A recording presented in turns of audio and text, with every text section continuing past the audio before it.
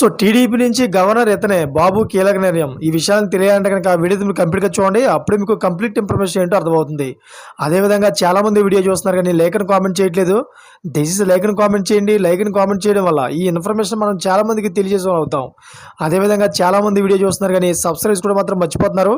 దయచేసి సబ్స్క్రైబ్ చేసుకోండి. సబ్స్క్రైబ్ చేసుకోవడం వల్ల నేను చేసే ప్రతి ఒక్క అప్డేట్ మీరు ముందుగానే పొందగలుగుతారు. ఫ్రెండ్స్ బీజేపీ నాయకత్వం ఢిల్లీ కేంద్రంగా కీలక నిర్ణయాలపై కసరత్తు చేస్తోంది. అయితే బీజేపీ పార్టీ కేంద్ర ప్రభుత్వంలో ప్రక్షాళనకు సిద్ధమైంది. ఇదే సమయంలో మంత్రివర్గ విస్తరణతో పాటు కొత్తగా 5 రాష్ట్రాలకు గవర్నర్ నియామకం పైన చర్చలు చేస్తోంది. కొత్త గవర్నర్ నియామకంలో మిత్రపక్షం టీడీపీకి ఒక పదవి ఇవ్వాలని బీజేపీ అధినాయకత్వం నిర్ణయించినట్లు సమాచారం.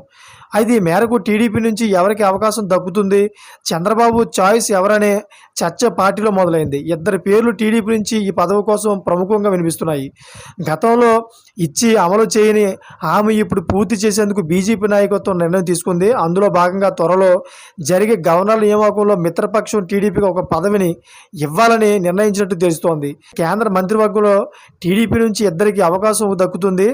ఏపీ మంత్రివర్గంలోనూ బీజేపీ భాగస్వామి అయింది. గవర్నర్ పదవి ఆఫర్ కేంద్రం నుంచి టీడీపీకి ఆఫర్ అందింది.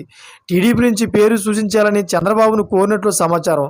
టీడీపీ నుంచి ఎవరికి చంద్రబాబు గవర్నర్ పేరు సూచిస్తారనే పార్టీలో చర్చ జరుగుతోంది. అయితే టీడీపీ నుంచి 2 పేర్లు ప్రముఖంగా రేసులో తెలుస్తోంది. రేసులో సీనియర్ నేతలు అశోక్ గజపతిరాజు, యనమల ఉన్నట్లు సమాచారం. ఈ ఇద్దరిలో ఒకరి పేరును చంద్రబాబు ఎంపిక చేసే అవకాశం ఉంది. అశోక్ గజపతిరాజు యనమలను తొలి నుంచి టీడీపీలో కీలకంగా వ్యవహరించారు. చంద్రబాబుకు తోడుగా నిలిచారు. ఇద్దరు అసెంబ్లీ స్పీకర్లుగా, ఆర్థిక మంత్రులుగా వ్యవహరించారు. అశోక్ గజపతిరాజు కేంద్రంలోని టీడీపీ మంత్రిగా పనిచేశారు. ప్రస్తుతం ప్రభుత్వంలో ఇద్దరికీ ప్రాతినిధ్యం లేదు.